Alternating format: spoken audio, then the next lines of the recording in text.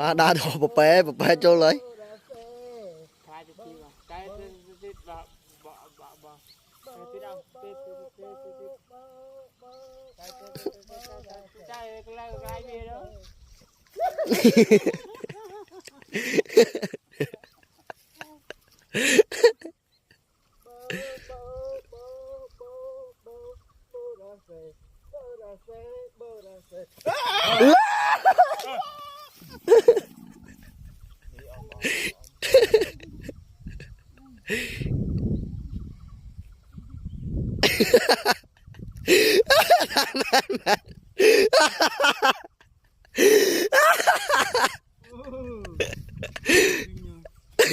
bố ra xe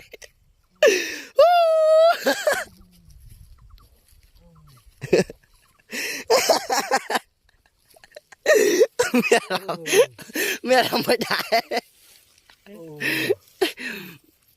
chơi vậy nè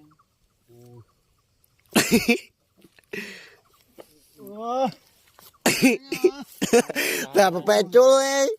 thôi nhưng mà tại chăm sạch chứ